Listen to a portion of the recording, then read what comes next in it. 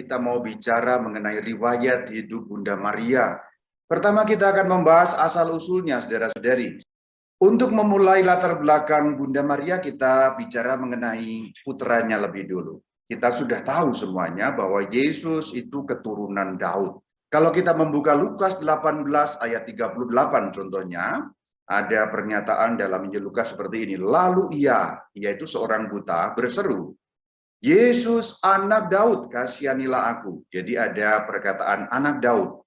Kemudian contoh yang lain dalam Injil yang kedua, Injil Markus, pada pasal yang ke-10, ayat yang ke-47, kita bisa melihat di sana, ketika didengarnya bahwa itu adalah Yesus orang Nazaret, mulailah ia di situ Bartimius berseru, Yesus anak Daud, kasihanilah aku. Jadi di sana kita mengetahui bahwa Yesus disebut anak Daud. Dan artinya anak Daud di sini bukan anak dalam arti harafiah, tetapi keturunan Daud. Karena antara Tuhan Yesus dengan Daud ada jarak waktu yang panjang, kurang lebih adalah 1000 tahun. Maka istilah anak Daud di sini menunjukkan Yesus sebagai keturunan Daud. Ada pertanyaan mengapa Yesus disebut anak Daud? Dalam arti keturunan. Mengapa Yesus disebut keturunan Daud? Dan jawaban yang biasanya muncul adalah karena Yesus mewarisi garis keturunan Daud melalui sisi ayah. Berarti dari jalur ayah. Karena Yosef adalah keturunan Daud, dan itu juga tertulis di dalam Alkitab, maka Yesus sebagai anaknya juga keturunan Daud. Ini digarisbawahi. Ini banyak orang mengetahui dan kita juga mengetahui, umumnya orang tahu bahwa Yusuf adalah keturunan Daud.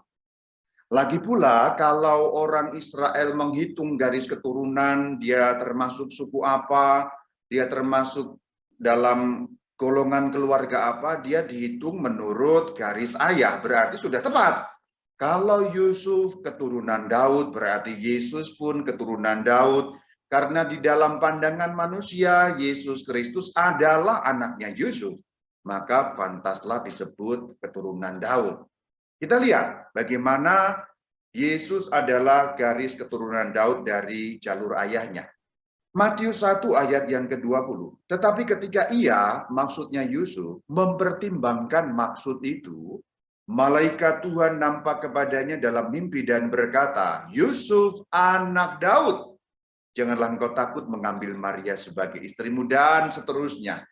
Jadi di situ dikatakan Yusuf anak Daud, ini juga istilah ya, bukan anak dalam arti harafiah. Karena dari zaman Yusuf sampai ke zaman Daud ada jarak waktu 1000 tahun kurang lebihnya. Maka Yusuf anak Daud artinya Yusuf keturunan Daud. Ini jelas sekali di dalam ayat Matius. Demikian juga kalau kita membuka Injil Lukas pada pasal yang kedua ayat yang keempat. Demikian juga Yusuf. Ada keterangan nama Yusuf yang saya cetak dengan warna kuning.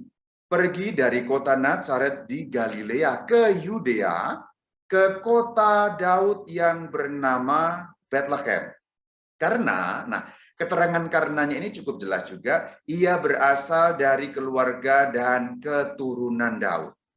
Ini cerita mengenai sensus penduduk karena harus pulang ke tempat asalnya. Kita tahu Daud berasal dari Bethlehem, maka keturunan Daud harus pulang ke Bethlehem. Karena itulah Yusuf pulang ke Bethlehem sebagai keturunan Daud. Jadi, kenapa Yesus disebut anak Daud? Karena ayahnya, papanya, keturunan Daud. Itu orang tahu semuanya. Padahal saudara-saudari tidak hanya itu. Benar bahwa Yusuf keturunan Daud.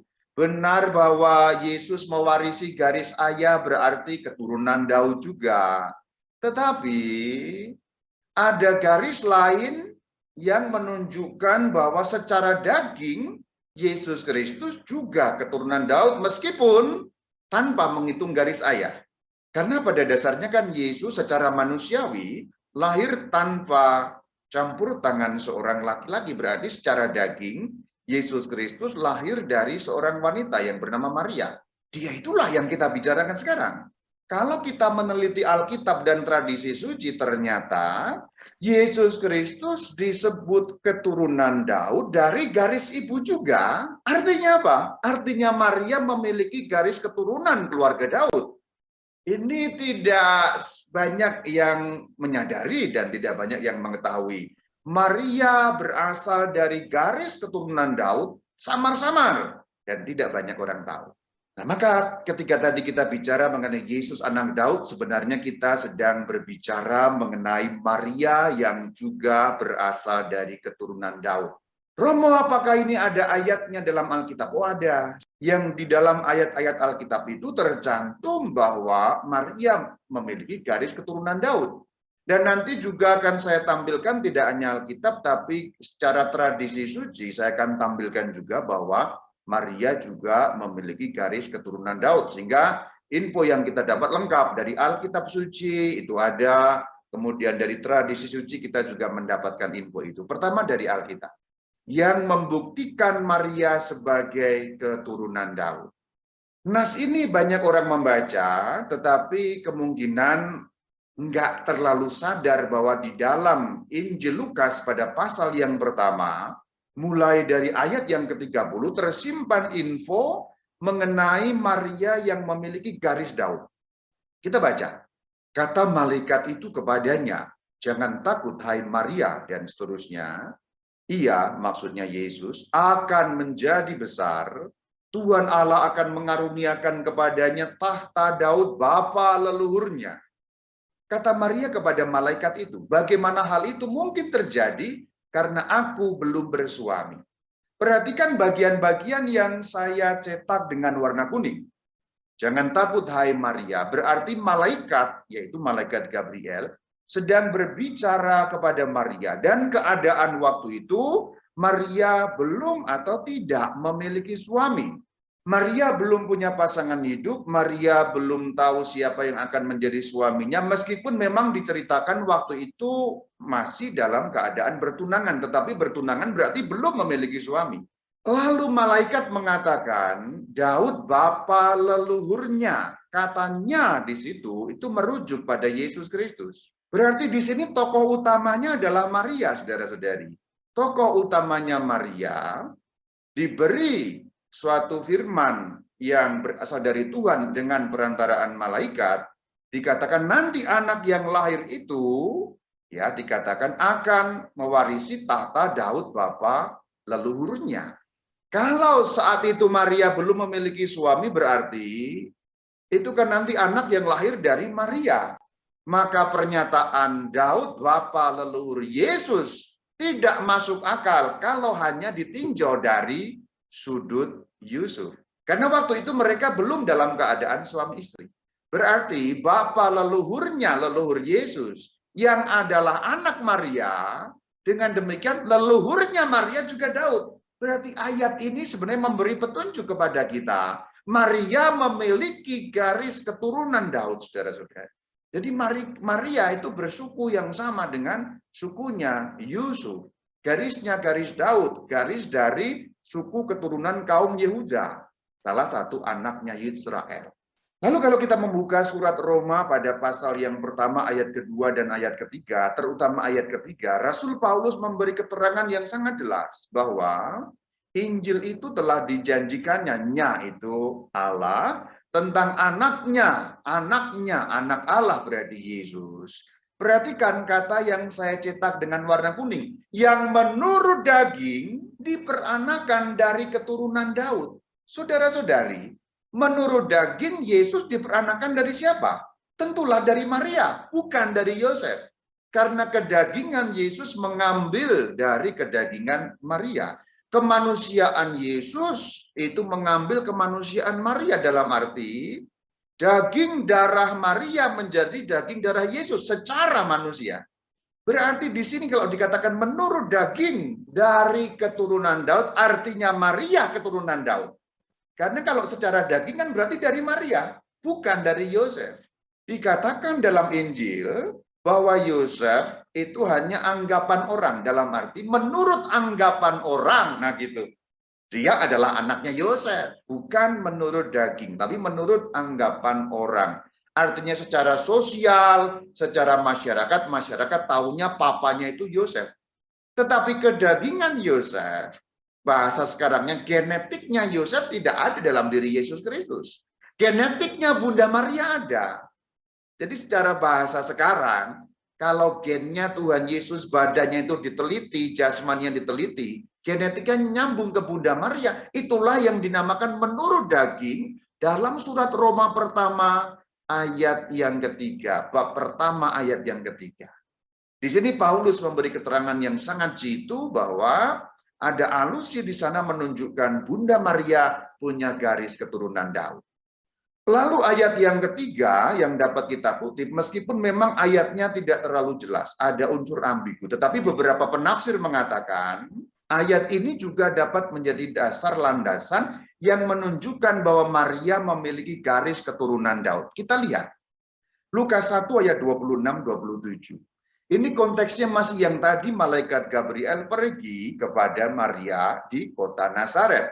Tokoh utama yang diceritakan dalam Lukas pada pasal pertama, mulai dari ayat 20-an sampai nyambung seterusnya itu, tokoh utamanya Maria. Ketika Yusuf ditampilkan pada ayat 27, Yusuf ditampilkan juga dalam kerangka Maria. Memang banyak penerjemahan mengenakan keterangan dari keluarga Daud untuk Yusuf. Tetapi beberapa ahli menyatakan, ada ahli yang setuju, ada yang tidak. Ya, bagian yang saya beri kotak warna kuning itu. Kepada seorang perawan, jadi subjeknya di situ perawan itu. Dalam arti yang dibahas pada adegan ini, perawan yaitu Maria, yang bertunangan dengan seorang bernama Yusuf titik atau koma sampai di situ. Lalu ada keterangan dari keluarga Daud. Beberapa penafsir mengatakan, keterangan dari keluarga Daud itu untuk perawan. Berarti bisa dibaca kepada seorang perawan dari keluarga Daud yang bertunangan dengan seorang bernama Yusuf. Artinya ini memang ada unsur penafsiran. Tentu ada perdebatan secara eksegetis atau secara literal bagaimana para ahli Alkitab bisa berdebat mengenai itu. Tetapi memang ayat itu dibaca seperti terjemahannya bisa juga. Jadi dikatakan kepada seorang perawan yang bertunangan dengan seorang bernama Yusuf dari keluarga Daud. Artinya yang dari keluarga Daud Yusuf. Tapi dibaca demikian juga bisa. Kepada seorang perawan dari keluarga Daud yang bertunangan dengan seorang bernama Yusuf. Artinya yang dari keluarga Daud siapa? Perawan dalam ayat ini. Perawan itu siapa? Nama perawan itu Maria. Memang ayat ini ambigu, tidak terlalu jelas teksnya. Tapi ada dua ayat yang di awal tadi kita sudah dapat menarik satu kesimpulan siapa sesungguhnya Maria, keturunan dari mana. Lalu salah satu bagian dari tradisi suci gereja yang termuat dalam Proto Injil Yakobus pada pasal yang ke-10 menjelaskan dengan sangat jelas. Dalam ayat-ayat tadi mungkin Anda masih belum terlalu jelas, oke. Tetapi dalam Proto Injil Yakobus pada pasal yang ke-10 jelas sekali. Dan imam ingat akan Maria kecil bahwa ia adalah keluarga Daud.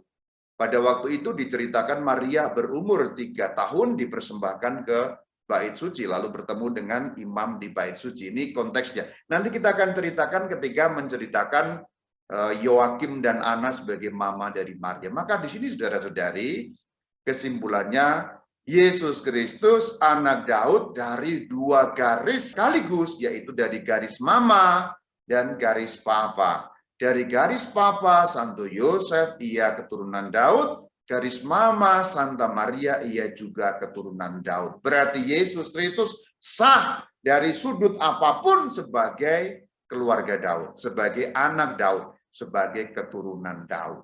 Itu asal-usul. Jadi kita membahas Yesus Kristus, tapi sekaligus membahas mamanya Bunda Maria sebagai subjek yang kita bahas pada pertemuan kali ini. Nah, sekarang kita membahas orang tua Maria yang menurut tradisi suci bernama Yoakim dan Hannah. Bisa dibaca Eliakim, bisa dibaca Yoakim, bisa dibaca Anna, bisa dibaca Hannah, macam-macam. Ya logat itu macam-macam karena Alkitab kita ditulis di dalam bahasa Yunani, tapi beberapa juga ada pengaruh bahasa Aram. Tapi juga ada terjemahan bahasa Latin sehingga nama kadang-kadang berubah. Tapi versi dalam Latin kita menyebutnya Yoakim dan Anna. Karena kita gereja Katolik Latin, maka kita mengambil yang paling umum yaitu Yoakim dan Anna. Nah di dalam Proto Injil Yakobus yang tadi bagian awal juga sudah saya kutip, Ini bagian dari tradisi suci gereja. Tulisan-tulisan lain yang di luar Alkitab yang juga digunakan oleh para bapak gereja untuk menyusun tulisan-tulisan para bapak gereja, itu tafsiran-tafsiran juga. Kita lihat di dalam Proto Injil pada bab yang pertama. Pada bab yang pertama disebutkan nama Yoakim di sana. Jadi ini awal sekali dari kitab ini, yang termasuk bagian dari tradisi suci gereja, kita sudah menemukan nama Yoakim. Sekarang pada pasal yang kedua. Ya, di dalam pasal yang kedua dikatakan dan istrinya, yang di situ maksudnya Yoakim, berarti maksudnya istri Yoakim, namanya Ana, sangat berkeluh kesah dan meratap, dan ia berkata, aku menangis keras karena tak memiliki anak. Jadi di sini diperkenalkan tokoh yang kedua yang bernama Ana sebagai istri Yoakim. Berarti dari Proto Injil Yakobus pada pasal yang pertama dan pasal kedua kita mengenal dua tokoh ini, Yoakim dan Ana. Rupanya Proto Injil Yakobus pada pasal yang kedua memberi kita info yang lebih bahwa Ana tidak memiliki anak. Lalu dikatakan aku menangis keras. Saya hanya mengutip yang kita perlukan di sini. Sebenarnya pada bab 1 panjang lebar ayatnya. Kemudian pada bab 2 juga panjang lebar, tapi saya kutip pendek bagian yang memang kita perlukan untuk kita ketahui. Jadi di sini ada info mengenai Ana yang tidak memiliki anak. Jadi dia meratap dan mengeluh mengesah. Kita tahu saudara-saudari, untuk seorang Yahudi, Yakim dan Ana, mereka orang Yahudi. Untuk orang Yahudi tidak memiliki anak itu suatu kesedihan yang luar biasa. Itu aib yang luar biasa. Kita nanti dalam Perjanjian Baru kita membaca Elisabet di sana yang sudah pada umur tua tidak memiliki anak, itu sebagai aib untuk dia. Sekarang kita lanjut bahwa rupa-rupanya nanti pada pasal-pasal selanjutnya Yoakim dan Ana ini berdoa, terutama Ana berdoa memohon supaya ia diberi anak. Dan di dalam pasal yang keempat kita menemukan cerita seperti ini.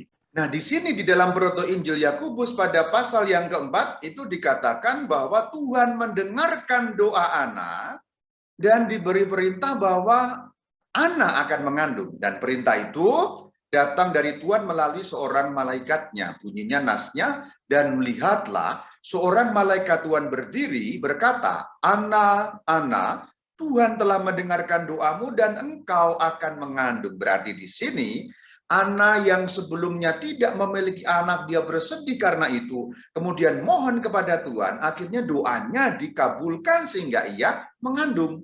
Dan di sini kita tahu saudara-saudari, kisah kelahiran Maria itu paralel dengan kisah perjanjian lama, yaitu kisah kelahiran Samuel. Itu mirip sekali. Kita akan lihat kalau di sini. Kita akan kutip dari Alkitab pada kitab pertama Samuel, dan secara tanda petik kebetulan nama mama mereka sama. Mamanya Bunda Maria itu bernama Anna, mamanya Samuel juga bernama Anna atau Hannah di dalam ejaan Ibrani.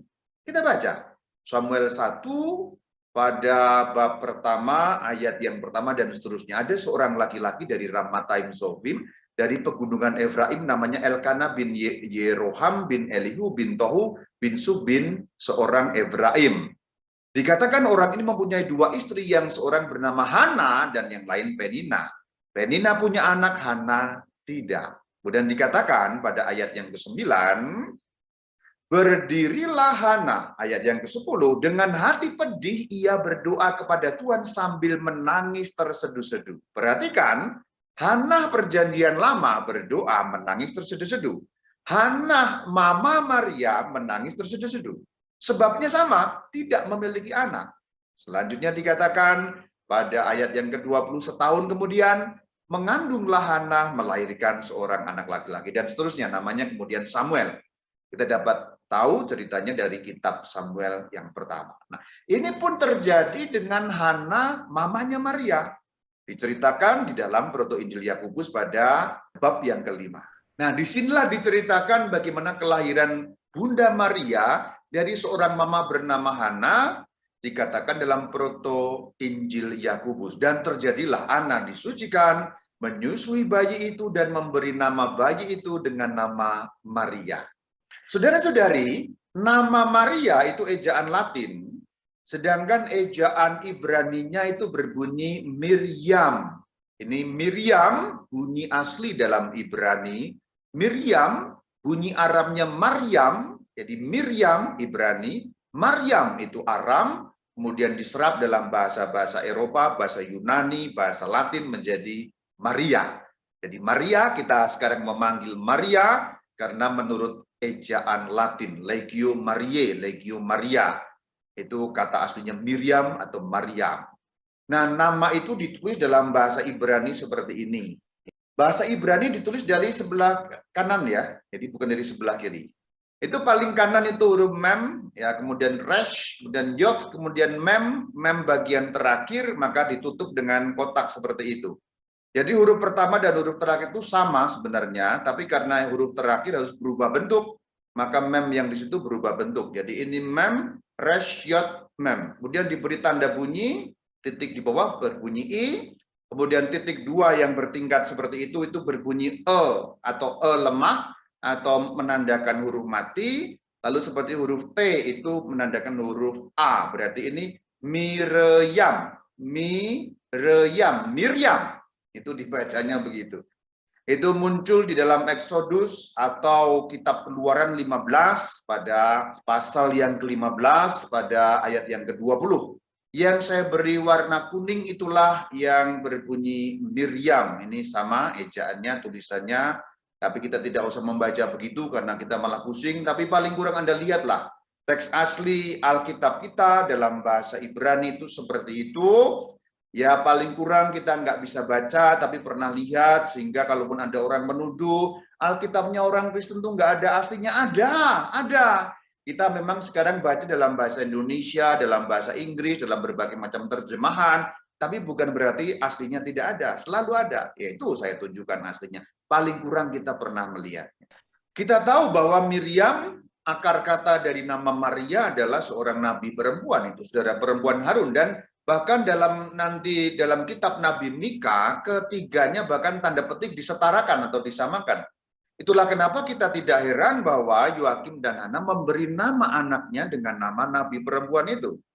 Yang ikut dalam pembebasan orang Israel yang keluar dari Mesir di bawah pimpinan Musa dan dibantu Harun.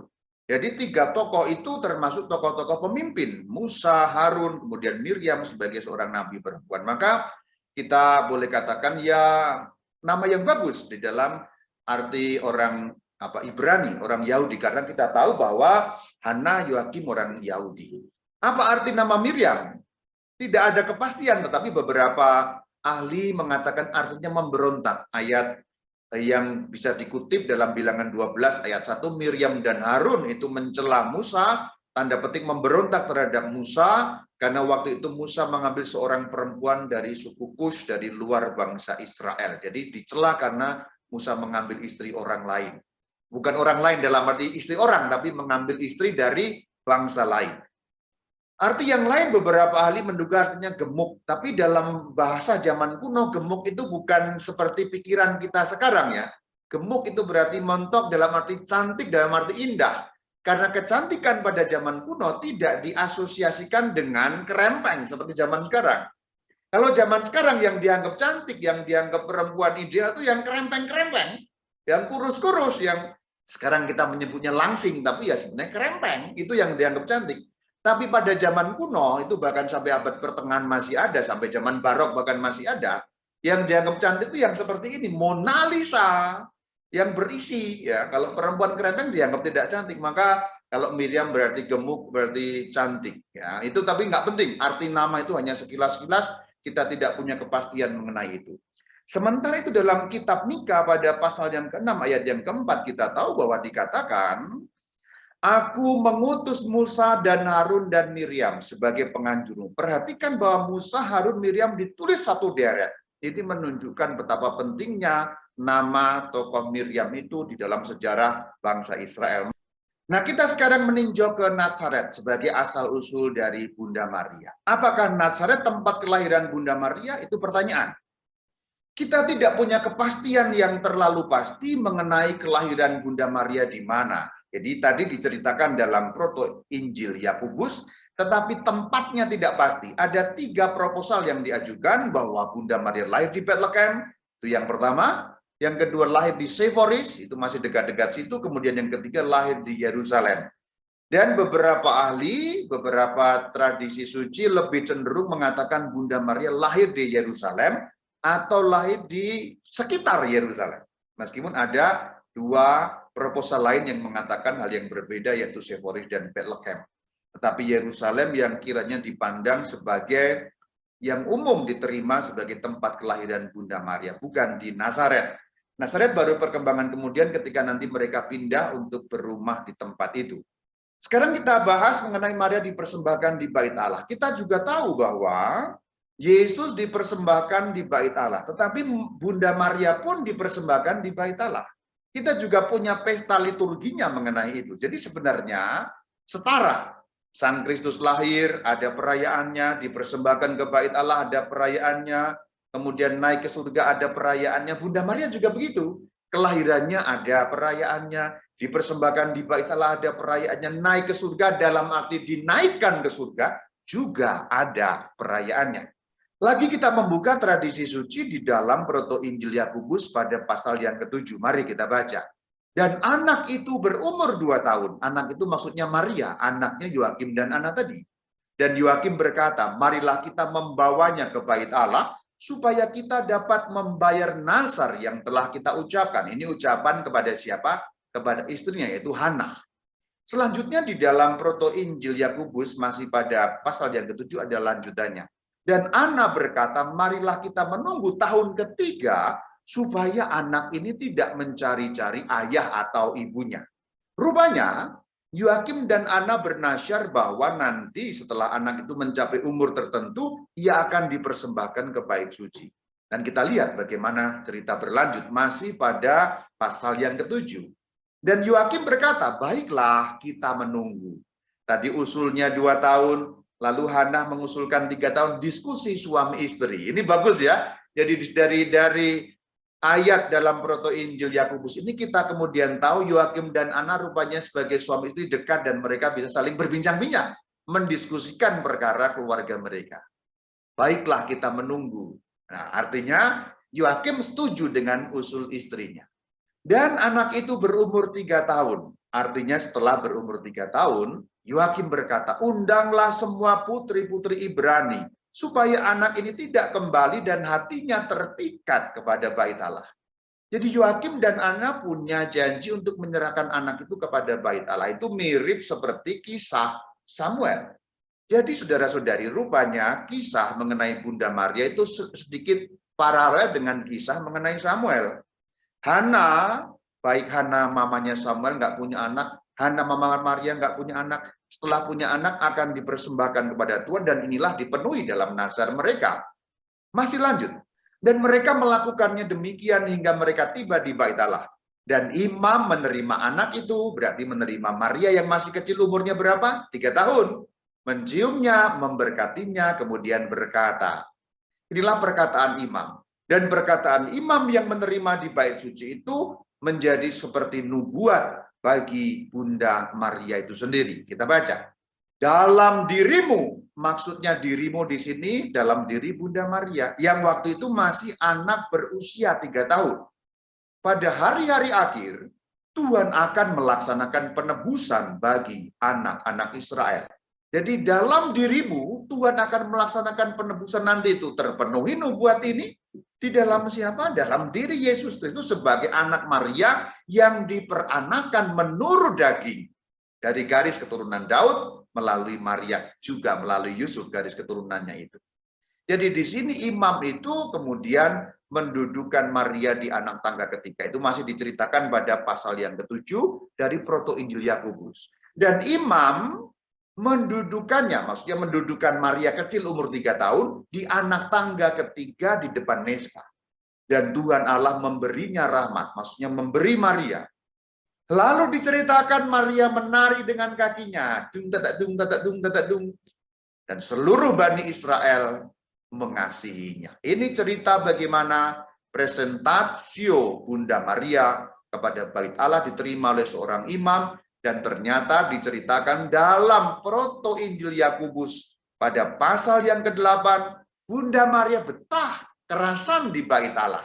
Dan orang tua itu saya salah mengetik, harusnya ada katanya ya. Dan orang tuanya maksudnya adalah Yoakim dan anak.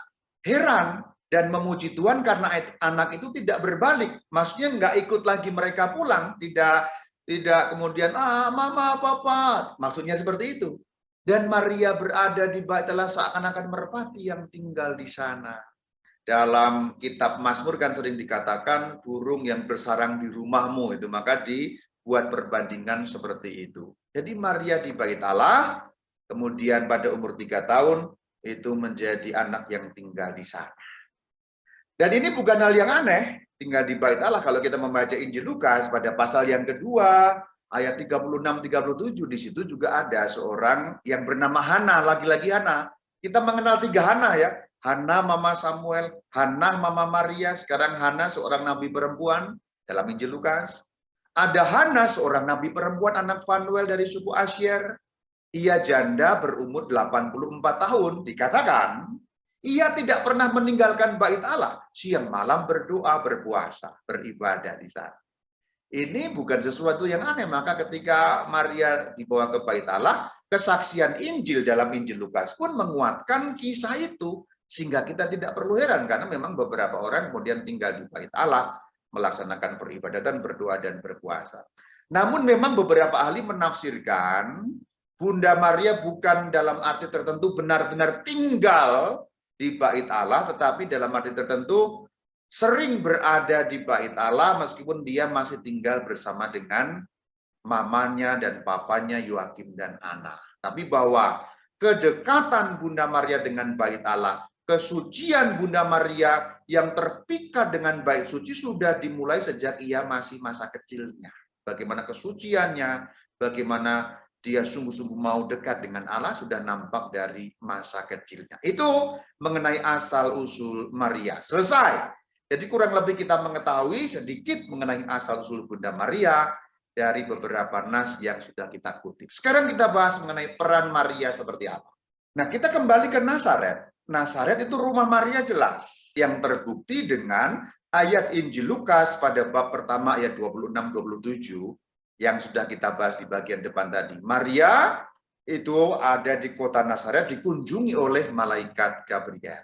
Oh ya, gambar yang saya kutip di sini ini adalah Nazaret pada zaman modern.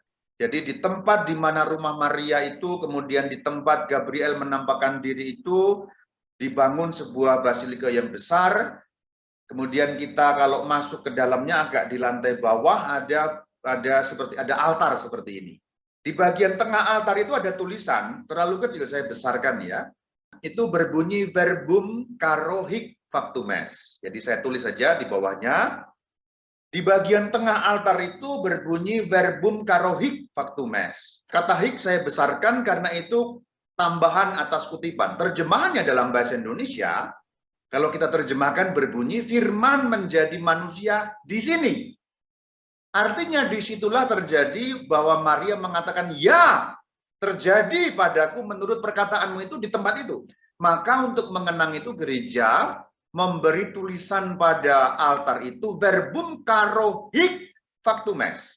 Verbum artinya sabda atau firman, sama firman sabda. Caro itu artinya daging, artinya kedagingan berarti manusia maksudnya. Hic di sini factum est itu jadi, menjadi, terjadi ya. Terjemahannya firman menjadi manusia di sini. Ini mengingatkan pada ayat Alkitab Yohanes 1:14. Yohanes 1 ayat 14, firman itu telah menjadi manusia. Logos sarx egeneto et verbum caro factum est. Bahasa Latinnya begitu dalam Yohanes yang kita kutip tadi itu. Itu bahasa Latin. Tapi kemudian diselipkan kata hic untuk menekankan disinilah tempat itulah yang menjadi tempat bahwa firman menjadi manusia dalam rahim Maria yang mengatakan ya aku mau terjadi padaku menurut perkataan Tuhan melalui malaikat itu. Dan ini menarik tempat ini. Kalau kapan-kapan Anda punya rezeki dan pandemi sudah berlalu, Anda perlu ke tempat ini dan ingat-ingat baik-baik itu bagian itu. Karena di tempat itulah Bunda Maria menerima kabar. Dan Di bagian altar itu tempat Maria berdiri. Dan pilar yang sebelah kanan itu ada kolom, ada pilarnya. Itu tempat Gabriel berdiri. Jadi menarik sekali kalau kita menghubungkan tempat-tempat suci, apalagi kalau kita sudah tahu ceritanya, suatu kali kita ke sana, oh ini dulu yang diceritakan Rama Bayu katanya gitu ya. Ketika Anda sampai di tempat itu, ya sentuh, ini ada pilar tempat Gabriel berdiri, dilambangkan dengan ada pilar yang didirikan di sana. Ini lambang-lambang yang digunakan. Oke, kita tinggalkan Nazaret mengenai cerita-cerita itu, lalu kita kembali kepada nas yang sudah dikutip, bertunangan dengan seorang bernama Yusuf. Pendek kata, kemudian memang Maria pada umur 14 tahun bertunangan. Tidak ada kepastian yang mutlak, tetapi beberapa tradisi mengatakan bahwa ada dua kemungkinan. Maria dijodohkan oleh imam yang di Bait Suci. Tradisi lain mengatakan Maria kemudian diatur pertunangannya dengan orang tuanya Yusuf. Jadi tidak ada kepastian yang terlalu mutlak. Tapi bahwa intinya kemudian Maria bertunangan dengan seorang yang bernama Yusuf. Kita tahu dari keluarga Daud.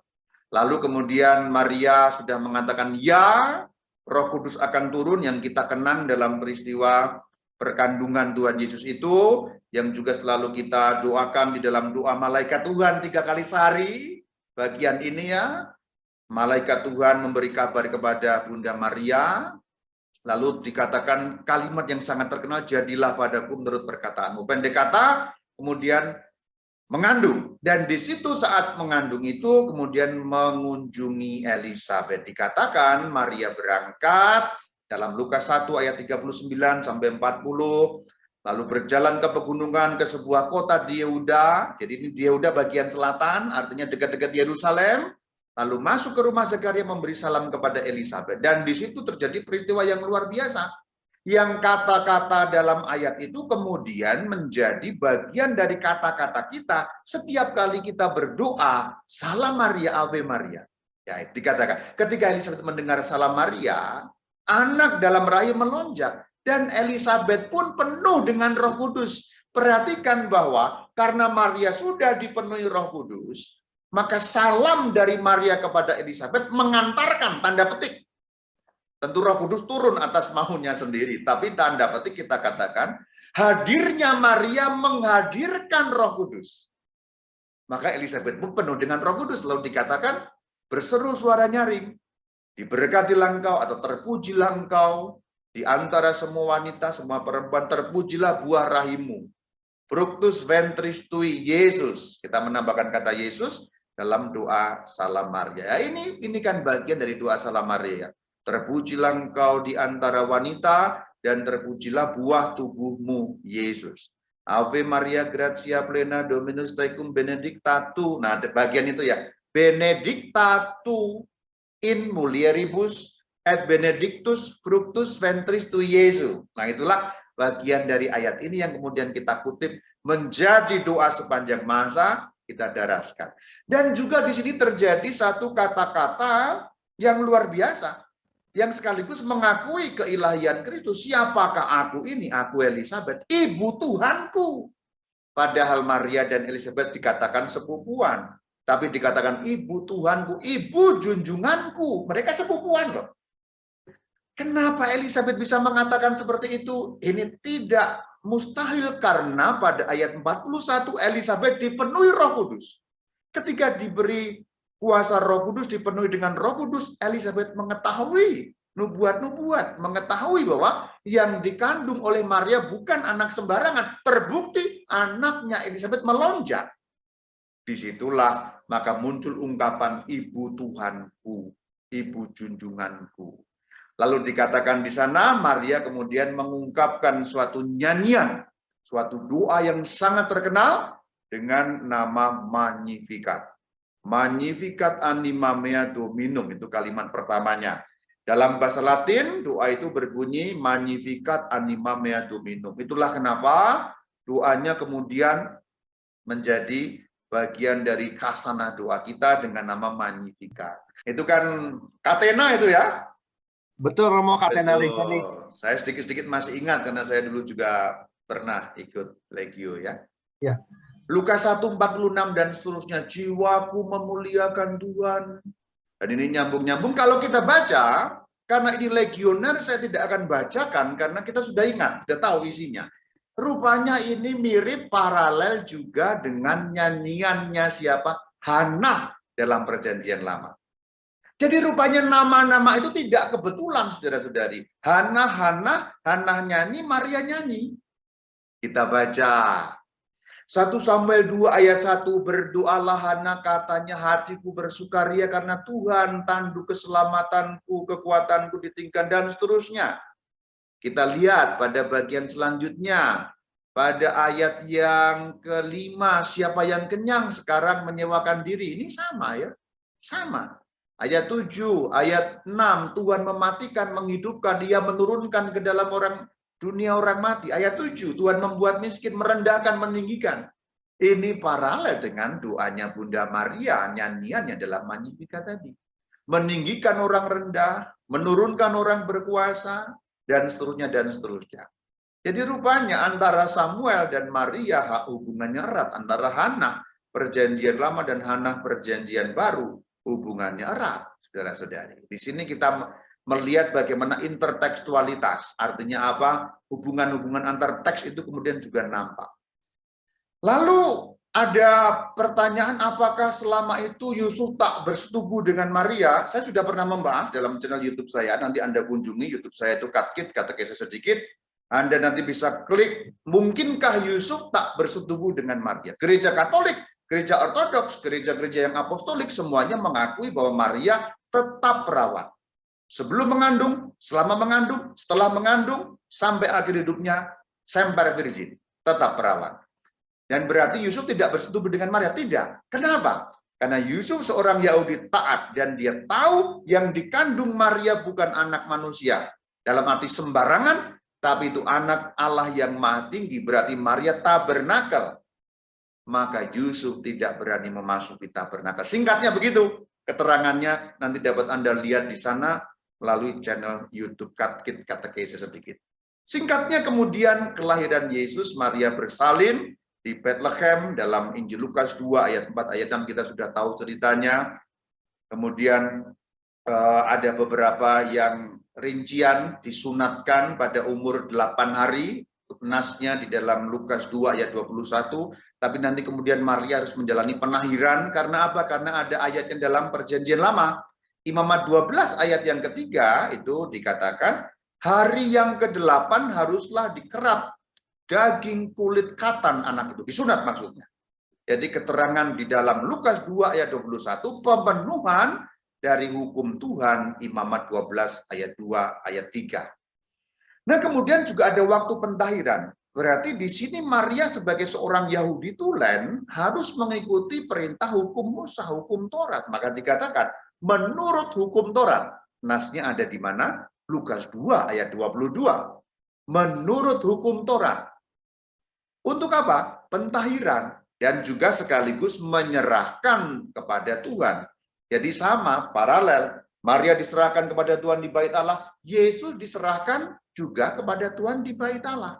Dan Maria sekaligus pentahiran. Itu ayatnya ada di mana? Ada di Lukas 12 ayat 4. Selanjutnya 30 hari lamanya dan seterusnya itu. Nah, ini kita bisa lihat ayat-ayat di sana. Rujukannya dalam Perjanjian Lama juga ada dalam kitab Imamat tadi itu.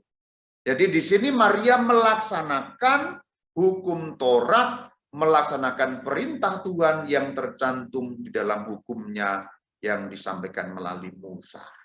Lalu kunjungan kaum Majus itu terjadi setelah sunatnya Yesus.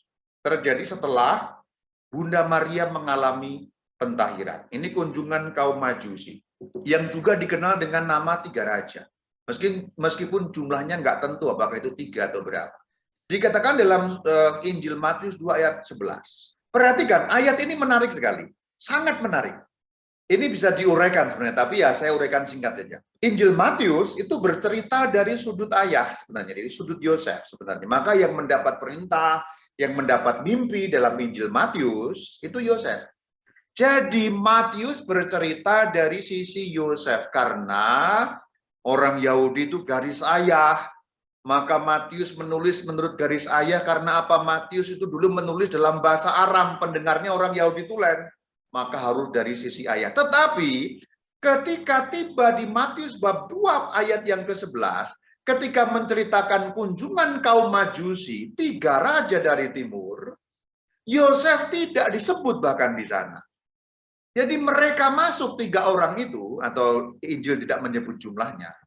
Mereka melihat anak itu bersama Maria ibunya. Lalu sujud menyembah dia. Perhatikan, Yosef tidak ada. Jadi menarik bahwa Matius yang menggunakan sisi ayah, kali ini tidak menyebut ayah.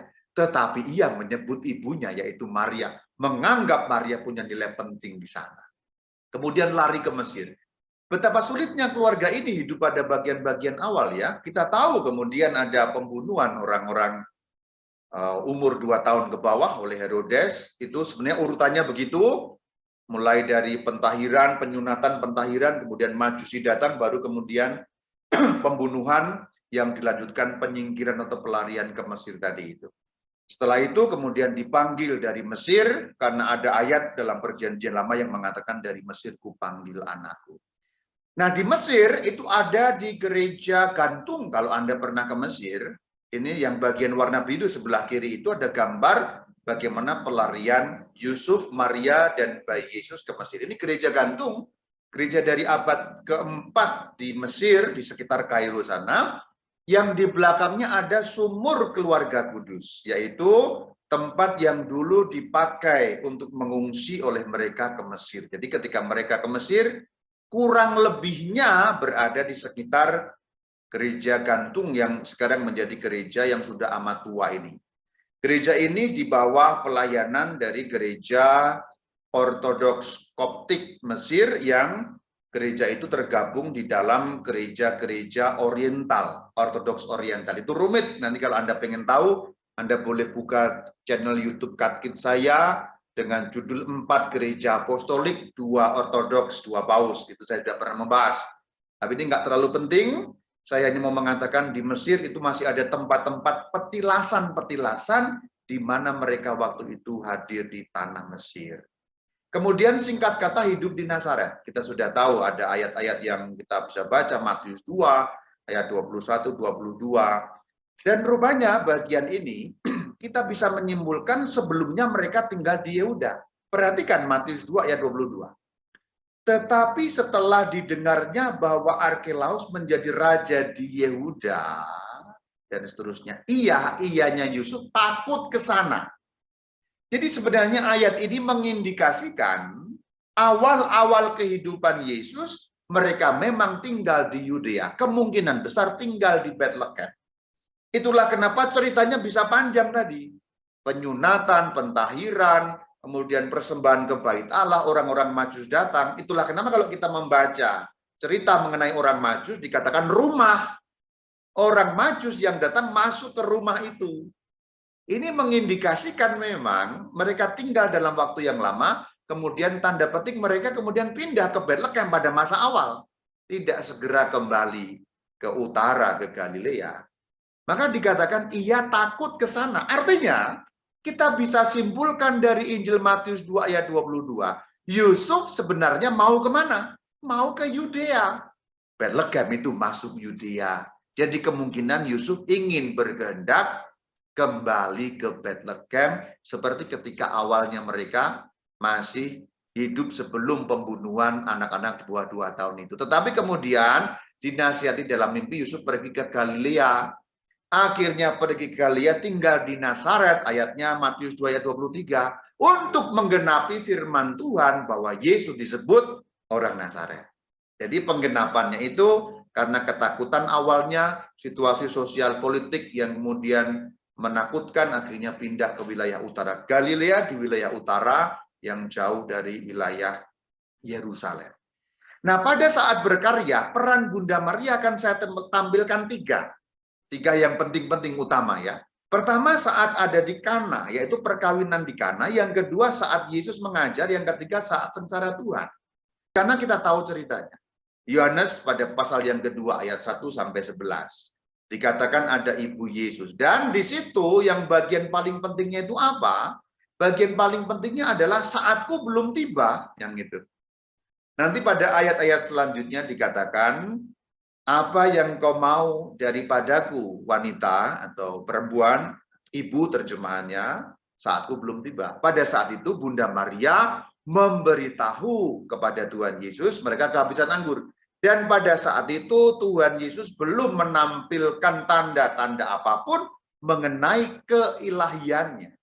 Maka dikatakan bahwa perkawinan Kana menjadi tempat tanda yang pertama yang muncul karena pengaruh Bunda Maria. Doa syafaat Bunda Maria, permohonan Bunda Maria, itu menunjukkan bagaimana dekatnya Yesus dengan Bunda Maria, betapa dekatnya Bunda Maria dengan putranya Yesus Kristus, sampai waktunya yang belum tiba pun, tanda petik, dipercepat oleh Bunda Maria sehingga tiba saat itu juga.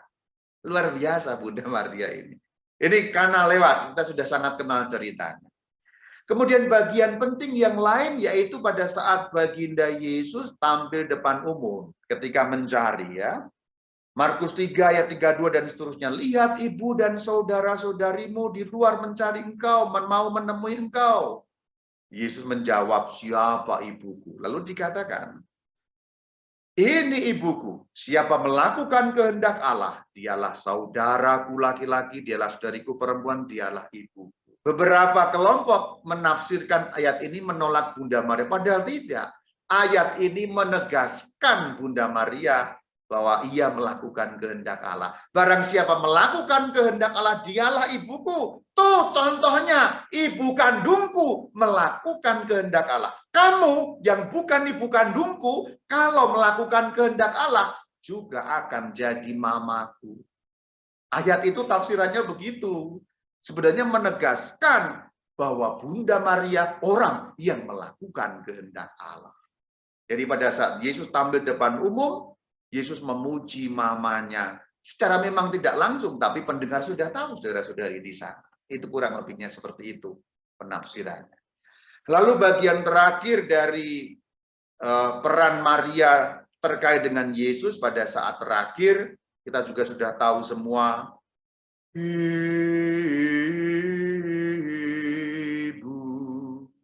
inilah anakmu.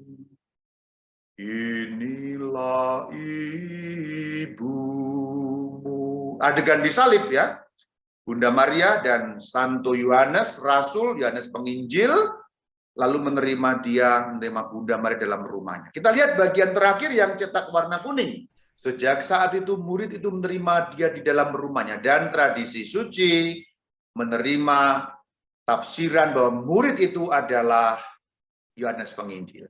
Untuk lengkapnya Anda boleh klik nanti yang berjudul menolak Maria sama dengan antikristus. Itu Anda boleh klik, itu saya bahas panjang lebar mengenai tema itu. Sekarang kita singkat saja. Kita fokus pada murid yang menerima Maria di dalam rumahnya. Berarti sejak adegan ini, episode ini, Maria kemudian tinggal bersama dengan Yohanes Sang Penginjil, Yohanes Rasul. Maka setelah kebangkitan Tuhan, kita bisa melihat bagaimana perkembangan hidup Bunda Maria, kemudian terkait dengan perkembangan kehidupan Yohanes Rasul. Artinya, episode setelah kebangkitan Tuhan, kita bisa meneliti kehidupan Yohanes untuk mengetahui kurang lebihnya kehidupan Bunda Maria seperti apa. Ketika nanti Maria tidak disebutkan secara eksplisit, kita bisa mendeteksi dari kehidupan Yohanes. Karena apa? Kemudian Yohanes menerima Maria di dalam rumahnya. Beberapa masih disebut pada bagian awal, sebelum Pentakosta contohnya, ya, Kisah Rasul 1 ayat 14. Yang kembali ke kota, masuk ke ruang atas, dikatakan mereka berkumpul, bertekun, sehati dalam doa, dengan siapa? Beberapa perempuan, serta Maria Ibu Yesus dan saudara-saudara Yesus. Saya juga sudah membahas bagian ini, Anda boleh klik nanti yang berjudul Agama Jalan Tuhan, saya bahas panjang lebar di sana. Berarti pada saat Pentakosta, Bunda Maria juga ikut ada di sana. Dia ikut di ruang atas, ikut bersama dengan para rasul berkumpul menantikan janji Bapa. Lalu Yohanes kita lihat, kenapa sekarang berpaling kepada Yohanes? Karena tadi, sejak saat itu Maria kemudian diterima di rumah Yohanes. Berarti kalau kita sekarang meneliti Yohanes, sama dengan meneliti di mana Bunda Maria. Kisah Rasul 3 ayat 1. Yohanes pergi ke bait suci, berarti pada adegan-adegan itu Bunda Maria masih berada di Yerusalem bersama dengan Yohanes. Bahkan nanti sampai beberapa lama masih demikian. Galatia 2 ayat 9 itu yang menyebut bagaimana Paulus bertobat dan kemudian bersalaman dengan Yakobus, Kefas dan Yohanes. Yohanes penginjil berjabatan dengan tangan dengan Paulus sebagai tanda persekutuan, berarti bahkan setelah pertobatan Saulus alias Paulus, Bunda Maria berarti masih ada di Yerusalem. Kita juga lihat bagaimana ketika Yohanes ditangkap bersama dengan Petrus, Praksis Apostolon atau Kisah Para Rasul 4 ayat 13, lalu nyambung ayat-ayat selanjutnya. Dan kemudian ketika mereka diutus ke Samaria, pada Praksis Apostolon alias Kisah Para Rasul pada bab yang ke-8 ayat 14, Petrus dan Yohanes pergi ke Samaria, tetapi mereka base camp-nya ada di Yerusalem. Artinya Bunda Maria setelah kebangkitan Tuhan, setelah Pentakosta, ada di kota Yerusalem, tinggal di sana. Lalu ternyata Yohanes tanda petik hilang dari Alkitab. Tetapi tradisi suci, puji Tuhan, Deo Gratias mencatat di mana Yohanes. Bahasa gampangnya pada episode-episode ini kalau kita menemukan Yohanes di mana, kita menemukan Maria ada di mana.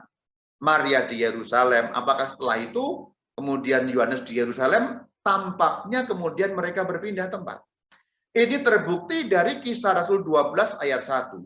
Pada zaman Raja Herodes, ini Herodes Agripa yang dimaksud, ia bertindak keras menganiaya.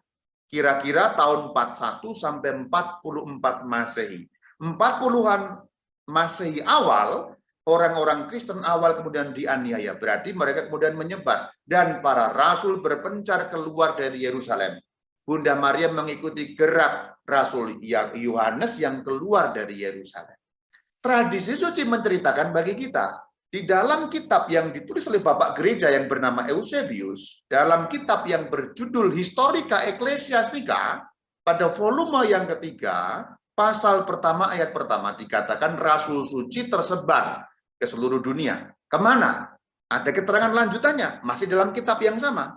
Menurut tradisi, perhatikan, Parsia dipercayakan kepada Thomas dan seterusnya, tidak terlalu penting yang lain, langsung yang warna kuning, Asia kepada Yohanes. Berarti Yohanes pergi ke Asia, yaitu wilayah kota Efesus. Bagian terakhir, meninggal di Efesus. Jadi jelas bahwa Yohanes meninggal di Efesus. Tapi kemudian kalau kita perhatikan, Asia itu bukan Asia dalam arti benua Asia kita sekarang loh ya.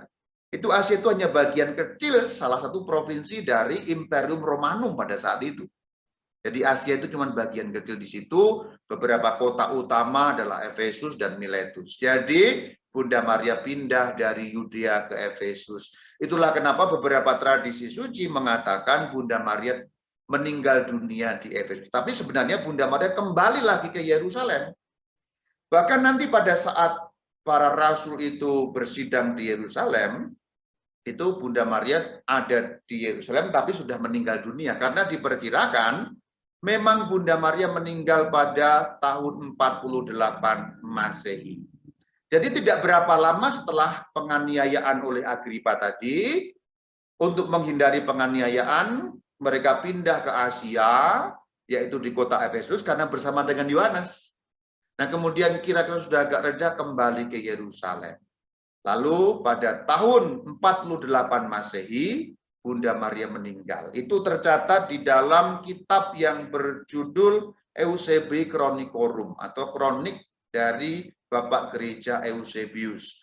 Nah, Bunda Maria meninggal dunia, akhir hidupnya ada di kota suci Yerusalem, dan sekarang kalau kita lihat bahwa kota suci Yerusalem itu dibangun suatu basilika yang dinamakan basilika atau gereja Dormitio, yang arti harfiah tertidur, tapi maksudnya tidur dalam arti meninggal dunia.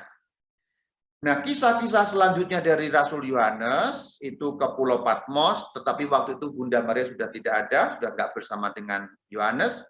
Jadi Yohanes sudah sendirian, dibuang ke Pulau Patmos pada zaman Nero, artinya ini sudah meninggal dunia Bunda Maria. Kemudian nanti Yohanes kembali ke Efesus, itu juga sudah meninggal Bunda Maria, meninggalnya di Yerusalem. Memang ada juga beberapa tradisi kecil yang menyatakan Bunda Maria meninggal di Efesus. Ada yang berpendapat seperti itu, tapi memang kebanyakan menyatakan bahwa Bunda Maria meninggal di kota Yerusalem dan kemudian dibangun satu basilika besar di tempat di mana Bunda Maria diangkat ke surga. Lalu kalau kita membuka mengenai cerita Bunda Maria diangkat ke surga, saya tidak akan cerita panjang lebar bagian ini, Anda nanti bisa membuka channel YouTube saya yang berjudul Misteri Bunda Maria diangkat ke surga, saya jelaskan panjang lebar. Saya hanya kutip KGK, yaitu Katekismus dari 966 dan 974 yang menceritakan bahwa Bunda Maria diangkat dengan jiwa dan badan ke dalam kemuliaan surga. Jadi disitulah, di Yerusalem itulah Bunda Maria kemudian wafat, dari wafat itu kemudian diangkat ke surga dengan jiwa dan badannya. Ringkasnya begitu, riwayat kehidupan Bunda Maria. Memang dalam Alkitab tidak banyak disebut, tetapi puji Tuhan, Deo gratias, kita memiliki tradisi suci, sehingga yang samar-samar itu menjadi jelas. Sama, rasul-rasul yang samar-samar pun menjadi jelas. Yohanes pun, saya juga sedang menyiapkan tentang Yohanes, karena nama baptis saya Yohanes. Yang sudah saya bahas adalah Petrus dalam 8 seri. Kalau Anda juga pengen nonton bagaimana kelengkapan-kelengkapan tradisi suci itu membuat kita mengerti bagaimana cerita hidup mereka, Anda boleh klik ke channel YouTube Katkit. Begitu kurang lebihnya perjalanan riwayat hidup, kita menggali dari Alkitab, menggali dari tradisi suci gereja. Saya juga tampilkan beberapa tempat yang terkait langsung dengan kehidupan Bunda Maria. Jadi makamnya Bunda Maria itu ada di mana? Tidak ada makamnya, tapi meninggalnya ada di Yerusalem. Nah, sekarang badannya ada di mana? Ada di surga, mendahului kita semua. Dan Bunda Maria orang nomor 2. Ini logo atau gambar yang kami buat sendiri, ini lucu-lucuan ya. Ini seperti menang, ini waktu kami buat pada saat 15 Agustus yang lalu, itu kan masih musim Olimpiade. Yesus juara pertama, Bunda Maria juara kedua. Yesus mendapat emas, Bunda Maria mendapat perak. Dalam hal apa? Wafat, bangkit, naik ke surga. Nanti kita menyusul nomor-nomor yang selanjutnya. Demikian kiranya mendapat pengetahuan yang bermanfaat bagi iman kita. Saya mengakhiri pembicaraan ini dengan salam bagi Anda semua. Shalom alaikum, dan saya akan menghadiahi Anda satu nyanyian untuk mengakhiri secara total pertemuan kita. Nyanyian dari Kasanah Gereja Katolik Bizantin, Gereja Katolik Timur, yang menceritakan bagaimana Bunda Maria wafat, kemudian dibangkitkan oleh Allah dan diangkat naik ke surga. Lagu ini dinyanyikan pada saat apa? 15 Agustus sebagai Hari Raya Dormitio atau Hari Raya Assumptio. Nanti penjelasan lengkapnya Anda boleh lihat di channel YouTube saya. Endigenisi tin parthenia nevilaxas, entikimisi ton kosmon ukatelipes Theotoke.